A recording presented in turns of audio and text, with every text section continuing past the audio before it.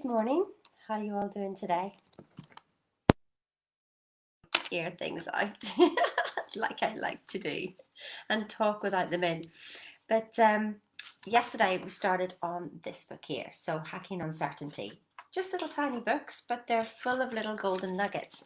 And so yesterday we talked about beware of your natural impulses. So in other words, stop fearing things and walk into the fear and see what's there, because it's fear of fear itself. Normally there's nothing there to be afraid of. Examine your tolerance for ambiguity. So basically wanting to know where we're going is often how we fail to go anywhere at all. So stop trying to connect the dots going forward and just say yes and see what happens. Say yes, walk forward. Do you know, we were driving home last night from a run and it was really, really foggy. And you can only see about 10 meters, 20 meters in front of you. But you knew the road was there. You couldn't see what was ahead, but you knew that the white lines were going to guide you, that if they were going to turn left, you would know to follow left. If you're going to turn right, you'd know to follow right. So it's that thing that we don't know what's ahead of us, but we trusted that the road was there. That's what life is. If you can just trust yourself and know, listen, I'm going to be okay. And also yesterday, I'm talking a client through something that he was very, very afraid of. And it's just like, well, walk through it. Let's walk through it together now in our mind, because it's our mind playing tricks in us. And when you walk through something and get to the other side, you go, are you still alive? Yeah. Well then, what are you afraid of? You've just thought of the worst thing, but you know what the worst thing is the resistance to thinking the worst thing. I realize that I've lived my whole life in resistance to anything negative. So my top strength is whenever you do your Gallup strengths is positivity. I was resistant to anything negative. And you're probably thinking that as well. I'm like that as well. Yeah, you are. Feel the resistance. You know, what you resist persists. So what are you resisting right now? Are you resisting having no money? Are you resisting not being in a good relationship? Are you resisting your own beauty? Because what you resist persists. You know, if you look in the mirror and you go, I hate my face, I hate this, I hate the other, then that's going to get bigger and bigger in your life. If you resist that you're going to lose everything, chances are that's going to get bigger and you're going to lose everything. So stop resisting it. Just look at it for what it is. Your mind playing games. You know, we were talking yesterday about whenever our kids were younger and when they were having their first nights out and everything, and how you were worried about them coming home. And the girl was saying about how her imagination took off and she was imagining all sorts, like her daughter was in a ditch and na na na na na na na na. That's what we do, don't we? We're so good at imagining what's going to go wrong. Imagine we've got a 50% chance of either happening. Why don't we trust in our faith that everything is good? Why do we go to fear? Because we're programmed that way. Yeah, it's just a programming and it's a habitual thinking. It's a habitual way of thinking, and there is a way to break it. But you have to first of all become aware of it.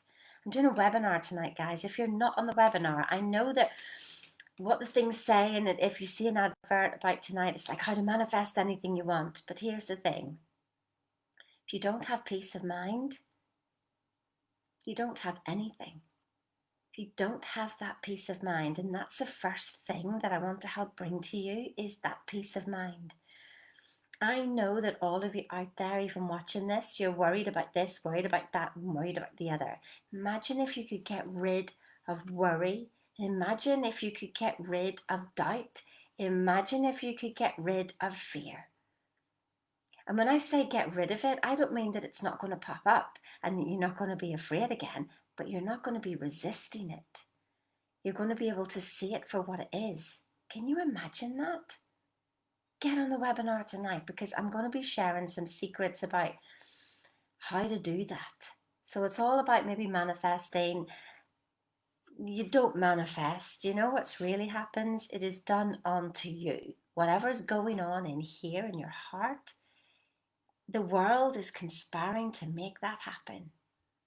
It's working around your vibration and giving you whatever it is that you want in your heart. And so, whatever you're emotionally feeling right now, you're going to get more of it. And if that scares you, I was there too. In fact, I was so frightened of my emotions that I managed to manifest everything that I didn't want. And now it's okay. It's okay. I've managed to let go and everything is okay. It doesn't mean that things aren't going to happen in your life, but you're not so worried about them. So it doesn't matter what's going on in the outside world because you know you'll be okay. Can you imagine that? And so, yesterday I was thinking about how far I'd come, and I really understood the difference between need and wanting something. So if you're walking along today thinking, I need money, I need love, I need security, I need whatever, how does that make you feel? Needing something is literally cause it's lack. It means that you see that you haven't got it already. Therefore, the vibration in your body is lack. So the universe conspires to go, oh, that's what you want. Here you go. Your wish is my command. And that's what you get. Do you feel the powerlessness in needing something? Now, one of the lessons that we do with the Bob Proctor program is lesson 5, and that changes all that around. Do you know what the magic word is there? Perception. If you listen to Bob, he's always saying, what do you want? What do you want? Now, we think it's on a big grand level, but it's not. It's on the smallest level. When you ask yourself, do I need to do this? Or do I want to do it? So let's give an example. So say like the house is a mess. Oh, I need to clean the house. I need to do this. I need to do the other. And then you're running around and not a very good vibration. And God love the animals and the kids who get in the way because you're cleaning. That used to be me. So imagine if you just go, actually, I want to clean the house. It's therapeutic. It feels good. I'm going to put some music on and I'm going to go in my own little world and dream and I want it to be clean. Do you feel the power in that? So think about wanting stuff, but then don't just stop as in, oh, I want it, because that too much want is a need. But you're doing something because you want to do it. Yeah? Just think of the difference between that today, needing and wanting. That in itself can change everything in your day because wanting is powerful and abundant because you know it's there. And needing something, that's powerlessness itself and that's lack. So, getting back to the book, I lost myself. Open yourself to uncertainty. We think we're looking for security and certainty. Nothing's certain. You getting up this morning. Some people didn't wake this morning. Can you not even just love yourself for that uncertainty that you woke up this morning? Like, some people didn't. How blessed are you this morning? Just how blessed are you? Break some rules. First, break all the rules. Take a day off. Go to the beach. That was my prescription for a client yesterday. When was the last time you had fun? Can't remember. 19. But you're in your 50s now. Go have some fun. Break the rules. Do something you shouldn't do. Do the illogical. Makes you feel alive. Other than that, what are we here for? Control the controllables. That's your emotions, and you can't even really control them because they're going to move. I tried to control them. Oh, let me hold on to happiness. Let me hold on to it. It doesn't work because it's like holding underwater. It's forever moving. It's forever changing. If we can stop the resistance of change, we can start to go with it, can't we? Focus on contributing. Focus on serving. Even when you buy something, here's another trick. I used to think that once I spent money, it was spent and it went backwards. Think about it. the more money you have, the more money you spend, you're paying it forward all the time. Even just to the shop assistant who served you, you kept her in a job. Your little tiny contribution has kept that person in a job who can then go home and feed her family, who can then go and buy something else, and it sets a whole wave in motion of abundance. Isn't that amazing? Focus that you're actually contributing when you're buying, not that you're being selfish. So go buy those things because you're helping keep people in jobs. You're helping feed families. You're helping the world go round. Don't be afraid. Focus on that's what you're doing. Focus on serving.